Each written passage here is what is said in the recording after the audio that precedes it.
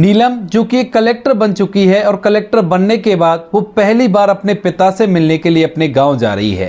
रास्ते में बहुत कुछ सोच रही है कि पिताजी मुझसे मिलेंगे तो वो बड़े ही खुश होंगे क्योंकि उनके बचपन का सपना मैंने पूरा कर दिया है। लेकिन जैसे नीलम अपने गांव के घर पर पहुंचती है और वहां पर नीलम का पिता नीलम को देखता है तो देखते ही उसके चेहरे पर उसके पिता का गुस्सा साफ साफ दिखाई देने लगता है। नीलम इस बात को देखकर बड़ी हैरान है कि पिताजी गुस्सा क्यों है, हालांकि उन्हें खुश होना चाहिए। फिर भी जो नीलम है अपने पिता की तरफ बढ़ने लगती है और जैसे ही वो अपने घर के अंदर घुसने ही वाली थी उसी दौरान उसका पिता उसे धक्का देकर गिरा देता है और कहता है कि खबरदार, अगर तुमने इस घर के अंदर घुसने की कोशिश की तो तुम इस घर में घुसने के लायक नहीं हो और चली जाओ यहाँ से। इस बात को कहते हुए पिता की आंखें गुस्से से लाल हो गई थी और यह सब कुछ देखकर नीलम पूरी तरह से हैरान हो जाती है और सोचने लगती है कि आखिर ये हुआ तो हुआ क्या है, क्या हुआ था ऐसा जो उसके पिता इतने नाराज हो गए थे। क्या नीलम से कोई गलती हो गई थी या फिर कोई और बात थी? पूरी सच्चाई के बारे में जानने के लिए वीडियो को अंत तक जरूर देखें। ये कहानी एक छोटे से गांव की है जिस गांव के अंदर एक परिवार रहा करता है। परिवार के अंदर माता पिता और माता पिता के दो बच्चे हैं। बड़ी लड़की है जिसका नाम नीलम है और छोटा लड़का है जिसका नाम सुमित है। नीलम घर की बड़ी बेटी होती है और वह पढ़ने लिखने में काफी ज्यादा होशियार होती है। नीलम के पिता के पास अच्छी खासी पुश्तैनी जमीन है और गांव के अंदर लोग उसे सम्मान की दृष्टि से देखा करते हैं। नीलम जब स्कूल के अंदर अपनी क्लास को टॉप किया करती है तो गांव के लोग उसके पिता से कहते हैं कि बिटिया बड़ी होशियार है और ये पढ़ लिख कर जरूर से एक बड़ा अधिकारी बनेगी। इसी बात को सुनकर जो उसका पिता है वह भी यही सोचने लगता है कि बेटी को पढ़ा लिखा कर बड़ा अधिकारी बनाऊंगा और कोई भी कैसी भी दिक्कत नहीं है। नीलम के माता पिता के दिमाग में यही बात चलती रहती है और वह अपनी बेटी से भी कह देती है कि बेटी खूब मन लगाकर पढ़, हम तुम्हें खूब पढ़ाएंगे और तुम्हें पढ़ लिखकर एक बड़ा अधिकारी बनना है। इस बात को सुनते हुए नीलम बड़ी होती है और धीरे धीरे अपनी स्कूली एजुकेशन कंप्लीट कर लेती है। अब जैसे बेटी की स्कूली एजुकेशन कंप्लीट हो गई थी तो उसके बाद पिता उसका ग्रेजुएशन में एडमिशन करा देता है और उसे कॉलेज में पढ़ने के लिए भेजने लगता है। लेकिन वहीं पर उनके गांव में एक प्रधान था जो प्रधान नीलम के पिता से बहुत ज्यादा जला करता था, क्योंकि वैसे तो गांव का प्रधान वो था लेकिन नीलम के पिता की गांव में बहुत ज्यादा इज्जत थी और लोग प्रधान से ज्यादा इज्जत नीलम के पिता की किया करते थे। तो जो वो प्रधान होता है जब ये देखता है कि अगर इसकी बेटी पढ़ लिख कर एक बड़ा अधिकारी बन गई तो मेरी इज्जत और भी ज्यादा खत्म हो जाएगी और लोग इसकी ही वाहवाही करने लगेंगे। इस बात को सोचकर वह गांव के अंदर यह बात फैला देता है कि अब बेटी सयानी हो गई है और ये इसे कॉलेज पढ़ा रहा है, न जाने कब क्या हो जाए और इसे ऐसा नहीं करना चाहिए। गांव के लोगों में धीरे धीरे यह बात छोड़ दी गई थी और ये बातें घूमते हुए नीलम के पिता के पास भी पहुंच जाती हैं। जब नीलम का पिता एक आदमी के मुंह से इन बातों को सुनता है तो वह इन बातों पर ज्यादा गौर नहीं देता है, लेकिन जब लगातार 4 से 5 आदमियों के मुंह से उसे यह बात सुन जाती है तो उसके बाद वह इस बात की चिंता करने लगता है। लोग कह रहे थे कि बिटिया अब सियानी हो गई है तो इसकी शादी करा देनी चाहिए, कहां पढ़ाई लिखाई के चक्कर में पड़ रहा है, क्योंकि जब तक ये बड़ा अधिकारी बनेगी तब तक तो इसकी उम्र काफी ज्यादा हो जाएगी और उसके बाद लोग इससे शादी नहीं करेंगे और बड़ा अधिकारी बनने का भी क्या पता बने बने या ना बने। अब यह बात नीलम के पिता को परेशान करने लगी थी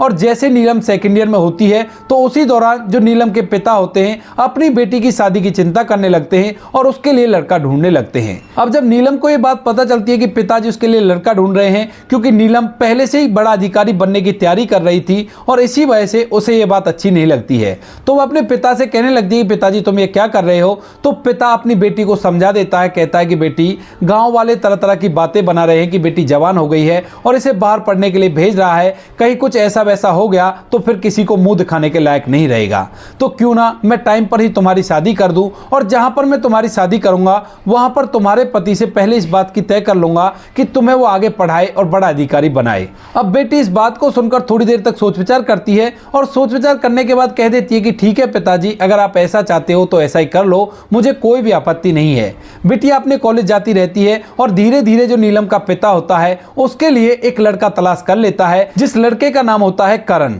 करण जो कि पढ़ा लिखा था और करण के परिवार का अच्छा खासा बिजनेस था, रुपए पैसों की कोई भी दिक्कत नहीं थी। और जब नीलम का पिता इस बात को आगे रखता है कि मेरी बेटी पढ़ लिख कर अफसर बनना चाहती है और आप लोगों को उसे पढ़ाना होगा। तो वो लोग इस बात के लिए एग्री हो जाते हैं और कहते हैं कि कोई बात नहीं, अगर आपकी बेटी पढ़ना चाहती है तो हम लोग उसको पढ़ा देंगे, पढ़ाने लिखाने में हमें कोई भी आपत्ति नहीं है। इसके बाद नीलम का पिता नीलम की शादी करण से करा देता है और शादी होने के बाद जो नीलम है दुल्हन बनकर करण के घर में चली जाती है। वहां से वो अपनी पढ़ाई लिखाई को कंटिन्यू करती है और करण को इस बात से कोई भी आपत्ति नहीं होती है। जब बिटिया की शादी हो जाती है तो उसके बाद नीलम का पिता चैन की सांस लेता है, लेकिन जब भी उसकी बिटिया उससे मिलने के लिए आया करती है तो वो कह देता है कि बेटी तुझे पढ़ लिख कर एक बड़ा अधिकारी बनना है ताकि मेरा चारों तरफ नाम रोशन हो सके, तुम्हारी जिंदगी भी अच्छी तरह से व्यतीत हो सके। नीलम भी अपने पिता को आश्वासन दिलाती है और कहती है कि पिताजी आप चिंता मत करो, मैं जरूर से पढ़ लिख कर एक बड़ा अधिकारी बनूंगी ताकि लोग आपको सम्मान की दृष्टि से देख सके। इसके बाद नीलम अपने ससुराल में रहते हुए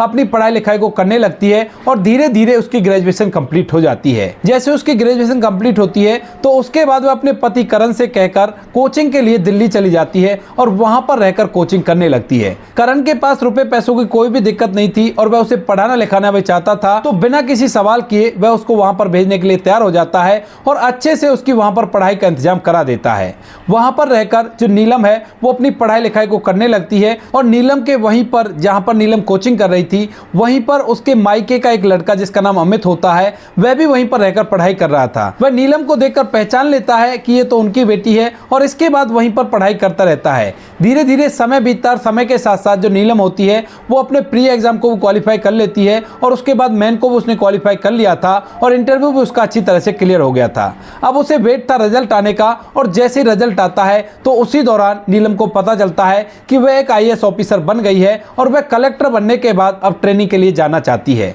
इधर यह बात वह अपने पिता को भी बता देती है और पिता इस बात को सुनकर बड़ा ही खुश होता है और गांव के अंदर मिठाइयां बंटवाता है कि मेरी बेटी आखिरकार कलेक्टर बन ही गई। इसके बाद जो नीलम होती है अपनी ट्रेनिंग के लिए चली जाती है और ट्रेनिंग करने के बाद उसकी पोस्टिंग एक डिस्ट्रिक्ट में हो जाती है। अब बेटी की पोस्टिंग हो गई थी और उसके बाद वो तय करती है कि क्यों ना अपने पिताजी से मिला जाए और पिता से मिलने के लिए वह गाड़ी में बैठती है और सीधा अपने मायके के लिए निकल जाती है। नीलम को अपने मायके गए हुए लगभग 7 साल हो गए थे और 7 साल बाद आज वो अपने पिता से मिलेगी और उनसे बातें करेगी। लेकिन जैसे नीलम अपने घर पर पहुंचती है तो वहां पर उसका पिता उसकी तरफ गुस्से भरी निगाहों से देखने लगता है और जैसे बेटी घर के अंदर घुसने वाली होती है तो नीलम का पिता उसे धक्के देकर गिरा देता है और कहता है कि खबरदार, अगर मेरे घर के अंदर तुमने कदम भी रखा तो तुम्हारी वजह से मेरी जिंदगी पूरी तरह से बर्बाद हो गई है और लोगों की निगाहें मुझे चुभने लगी हैं। अब नीलम जब ये बात देखती है तो बड़ी हैरान हो जाती है और सोचने लगती है कि आखिर मैंने ऐसा क्या कर दिया जो पिताजी ऐसा कह रहे हैं।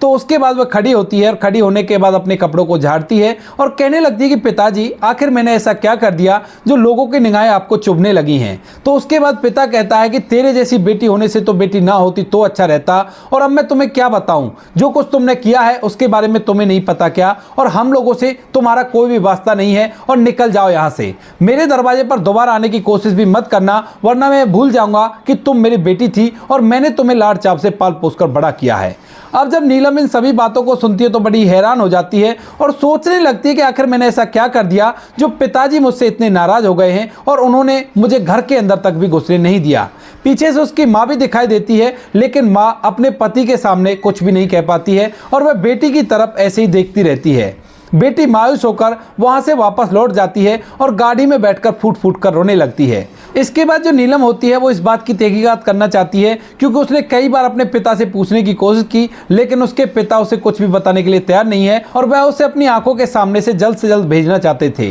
नीलम की एक खास सहेली जिसका नाम किरण होता है, उसकी भी शादी हो चुकी है और नीलम अक्सर उससे बातचीत करती रहती है। इसके बाद नीलम अपनी उस सहेली से बात करती है और बातों के दौरान उससे पूछने लगती है कि क्या तुम्हें पता है कि मैंने ऐसा क्या कर दिया जो पिताजी मुझसे इतने नाराज हैं, उन्होंने मुझे घर के अंदर घुसने तक भी नहीं दिया है। इसके बाद जो नीलम की सहेली किरण होती है उसे इन सभी बातों के बारे में कुछ भी नहीं पता था और वह खुद ही अपने मायके पिछले 3 साल से नहीं गई है और यहीं पर रहकर अपना समय व्यतीत कर रही है। तो वह उससे पूछने लगती है कि आखिर क्या हुआ ऐसा जो तू ऐसी बातें कर रही है। तो वह उसे पूरी कहानी बता देती है कि जब मैं पिता से मिलने के लिए गई तो उन्हें धक्का देकर मुझे गिरा दिया और कहा कि भाग जाओ मेरी नजरों के सामने से, तो जैसी बेटी होने से तो मैं ऐसे ही रहता तो ही अच्छा था। इस बात को सुनने के बाद नीलम की सहेली को बड़ा ही आश्चर्य होता है, क्योंकि नीलम के पिता का स्वभाव बिल्कुल भी ऐसा नहीं था और ऐसा क्या हो गया जो वो ऐसी बातें कर रहे हैं। दोनों सहेलियां एक दूसरे से बातें करती हैं और बातों के दौरान उन्हें पता चलता है कि कुछ ना कुछ बात नीलम की गांव के अंदर ऐसी फैल गई है जिस बात की वजह से उनके पिता को शर्म आती है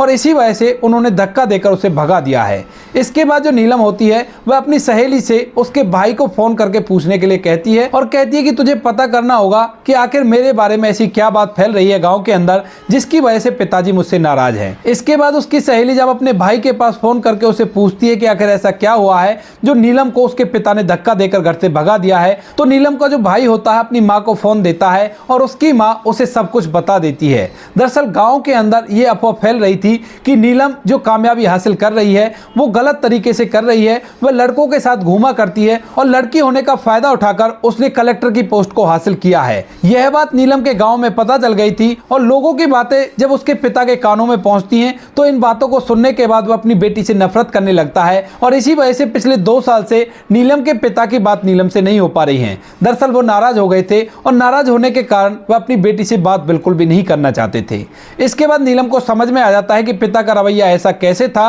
और उसके बाद वो सोचने लगती है कि आखिर ऐसा कैसे हो सकता है, क्योंकि नीलम बिल्कुल भी ऐसी नहीं थी। उसने अपनी मेहनत के दम पर उस मुकाम को हासिल किया था, लेकिन वहां पर उसके मायके में इस बात की बदनामी हो रही थी कि उसने लड़की होने का फायदा उठाकर इस मुकाम को हासिल कर लिया है। इसके बाद नीलम इस बात की तह तक जाना चाहती है। नीलम जो कि फिलहाल एक कलेक्टर थी, तो वह अपने डिस्ट्रिक्ट के कलेक्टर से कांटेक्ट करती है और उन्हें पूरी समस्या के बारे में बताती है। इसके बाद जो वहां के कलेक्टर साहब होते हैं वो एसपी साहब को इस मामले के बारे में बताते हैं और जो एसपी साहब होते हैं वो इस मामले में नीलम की मदद करने के लिए तैयार हो जाते हैं। इसके बाद जो एसपी साहब होते हैं गुप्त तरीके से इस बात की छानबीन करवाते हैं कि यह बात गांव के अंदर किसने फैलाई है कि उसकी लड़की ने गलत तरीके से इस कामयाबी को हासिल किया है। वो कहती है कि किसी को भी ये पता ना चले कि मैं इस बात की तहकीकात कर रही हूँ, वरना मेरे पिता को और भी ज्यादा दुख होगा। इसके बाद एसपी साहब चुपचाप तरीके से इस बात की तह तक पहुंच जाते हैं कि आखिर ये खबर किसने फैलाई है और कौन कलेक्टर साहिबा को बदनाम करना चाहता है। एसपी साहब नीलम को फोन करके सब कुछ बता देते हैं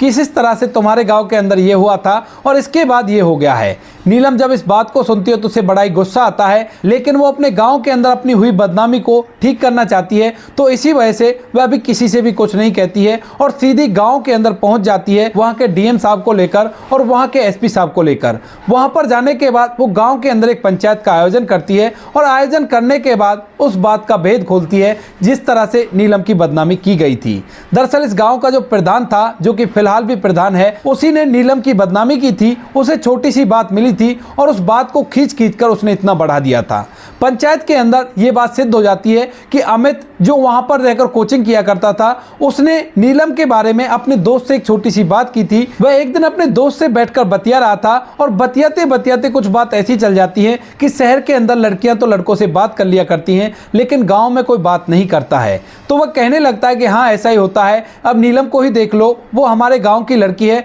लेकिन शहर में जाकर लड़कों से बड़ी आराम से बात कर सकती है, कोई भी कैसी भी दिक्कत नहीं है। यह बात गाँव की एक महिला को पता चल जाती है, क्योंकि जब उसमें नीलम का नाम आया था तो वह समझ गई थी कि कौन सी नीलम के बारे में बात कर रहा है। इसके बाद उस बात में बात जुड़ती चली जाती है और यह बात एक बहुत बड़ा रूप ले लेती है। धीरे धीरे यह बात गांव के प्रधान तक पहुंच जाती है और गांव का प्रधान जो नीलम के पिता से जला करता था, तो इसी वजह से वह इस बात को और भी ज्यादा हवा लगा देता है और इस बात में बहुत सारी बातें जोड़कर ऐसा सिद्ध कर देता है कि नीलम को जो कामयाबी मिली है वो कामयाबी उसकी काबिलियत के दम पर नहीं है, उसने तो अपना लड़की होने का फायदा उठाया है और उसी से इस कामयाबी को हासिल किया है। अब पंचायत के अंदर ये सब कुछ बातें खोल दी जाती हैं और इन बातों को खुलने के बाद जो अमित होता है वह आगे आता है और पूरी बात को असलियत में बताता है। दरअसल नीलम जब वहां पर कोचिंग किया करती थी तो अमित भी वहीं पर कोचिंग किया करता था और नीलम अक्सर अपने साथ के पढ़ने वाले लड़कों के साथ कुछ बातें डिस्कस कर लिया करती थी पढ़ाई लिखाई से रिलेटेड, और उन्हीं बातों के बारे में वह उस दिन अपने दोस्त से बतिया रहा था।